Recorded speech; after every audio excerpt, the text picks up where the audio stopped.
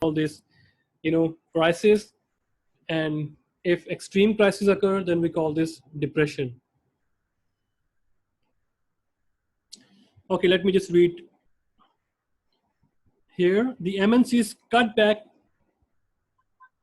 on their plans to boost exports as they lowered their estimates for economic growth in the foreign markets.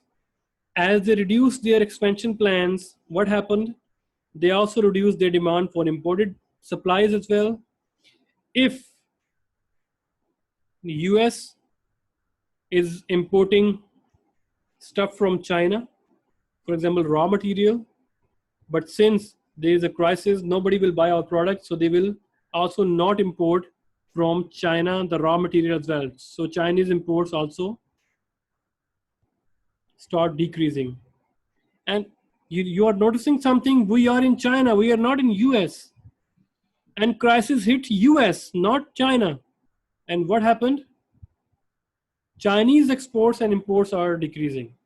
Amazing, right? So that's why we call this world a global village, a global economy. If one country suffers, it means its sufferings is not just limited to one country. Its sufferings gonna be distributed among others as well. So thus, international trade flows were reduced in response to credit crisis. So that is the most important paragraph that I just copy paste from your book. So that's why I think that we needed to explain each and every line here. So are we clear that? You understand? Okay, if you don't understand anything, you can always interrupt and can say that, okay, sir, I don't understand from here. Repeat one more time, okay?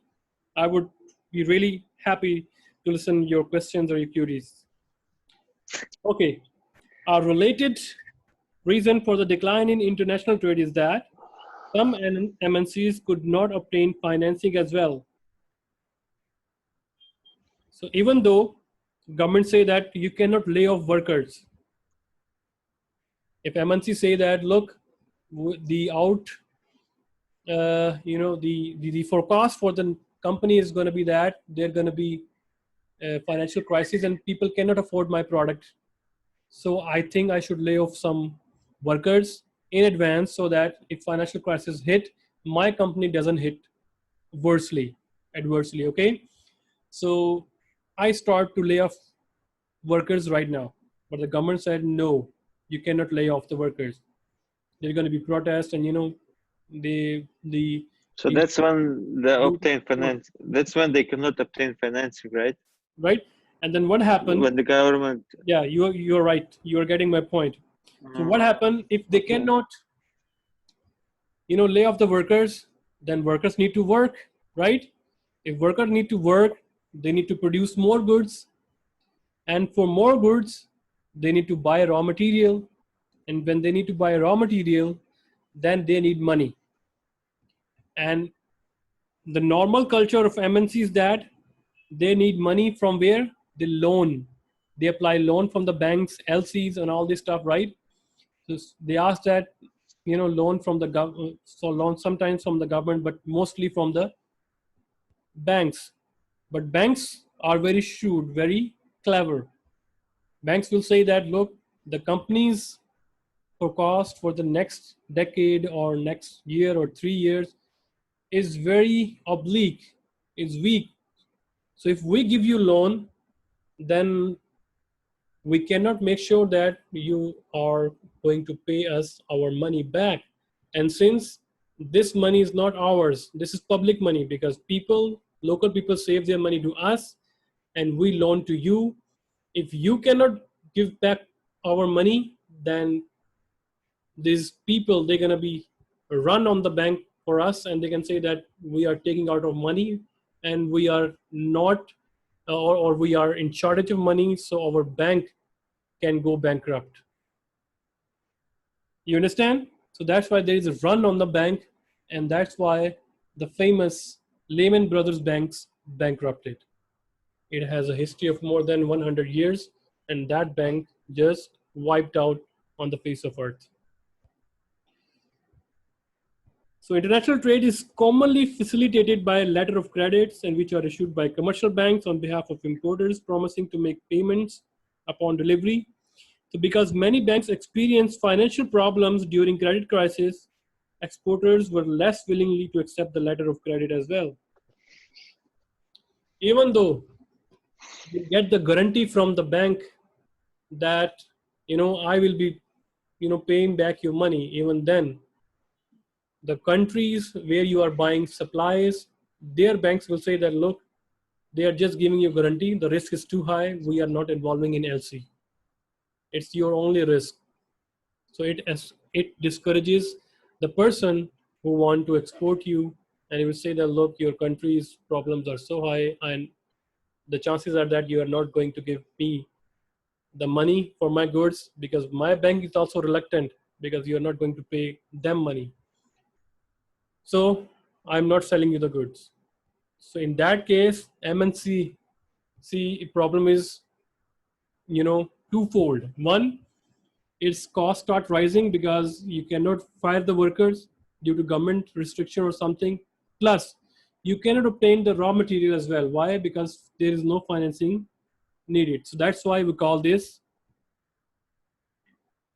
crisis, right? Any question? No. Good. No. So if a now impact of exchange rate. So we talk about government, the role of government in affecting the trade. And then we talk about, can financial crisis be a cause of international restriction? Oh, sorry, can be the cause of flow of international trade? And we saw that yes. But do crises often occurs? No, it's not a routine game that crises occur. Because when crises occur, it's going to be very long or can be very short because we don't know. It's uncertain. Okay, that's why economists, they always say that, they always predict crisis. If you see some business news, they always say that crisis, upcoming crisis, future crisis. But if you ask them when it will occur or when it will hit our country, or then they say that we don't know, right? So that's why it's so bad, because a crisis can turn into depression or recession as well. Okay, now the impact of exchange rate, definitely it's a day-to-day routine because currency can go up, can go down because we are living in a free economy, and there are forces of, other than the government, there are forces of demand and supply who can affect the price of the currency. So let's talk about that. I'm just going to read it very slowly so that you can digest. If a country's currency begins to rise in the value against other currency, its current account balance should decrease, other things equal. You get it? It's a simple thing that we just discussed in our previous example. If the value of the dollar start increases, current account balance decreases. Why? Our exports would be more costly, or export would be less than imports. In that case, there's going to be a deficit in current account or current account decrease. Understand? So as the currency strengthens, goods exported by the company will be more expensive. As a consequence, demand for such goods will decrease. Understand?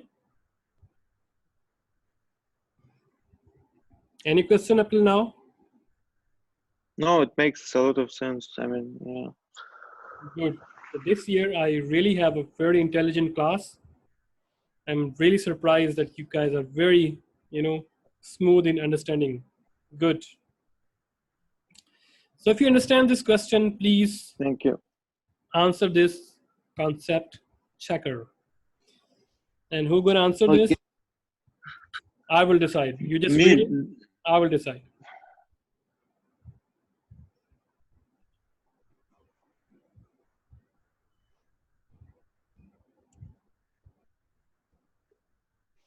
Okay, let me read that. The demand for US exports tends to increase. Number A, economic Can growth. I answer? Just wait. Economic growth in foreign countries decrease. The currencies of the foreign countries strengthen against dollar. US inflation rises, none of above. So Carolina, answer this question. What is your answer? I think I could say A. A. Laura? Laura, are you here? I would say B. B. Jackie?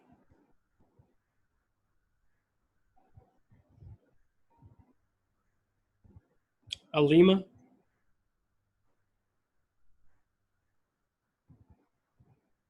Alima, are you here? Okay, Leo?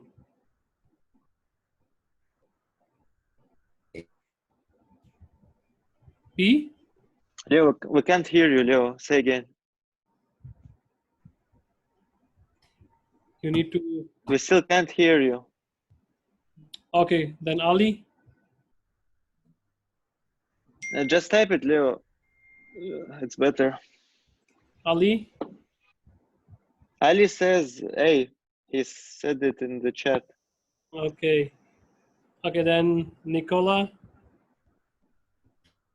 I would say it's B. B. Yeah, because if the another country the currency strengthen dollar, so they can purchase more units from US, so the exports of US will increase. Okay, we'll see that. David? Yeah, in relation to what you said previously, I think it's B, because as you said, the exports increase I mean, imports increase for the country whose currency increases. I mean, strengthens. Okay, now let's see that. Answer is B. So those who says A, let's talk about that. So mostly says B, which is a good thing. So let's talk about this. So the demand for US exports tend to increase. Number one, economic growth in foreign countries decreases.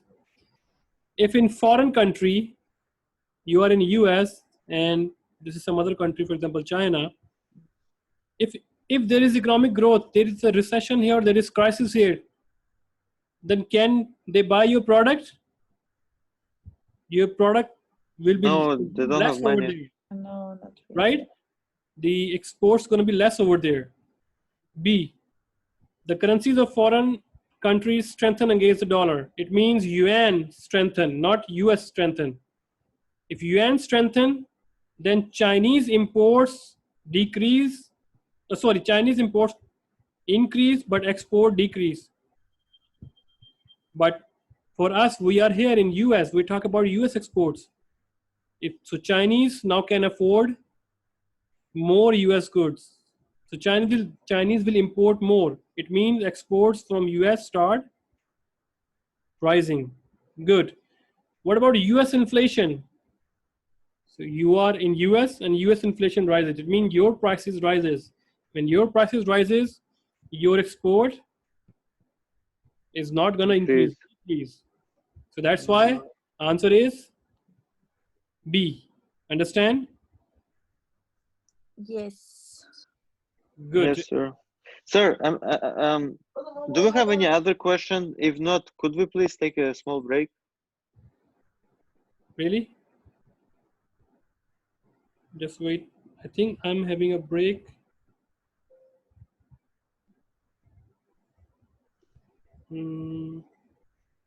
If that's fine with everyone, of course. Not talking on behalf of everyone. Okay, let's take a break for 15 minutes and then we're gonna, start from All there. right, thank you. Okay? Okay. Yes, thank you.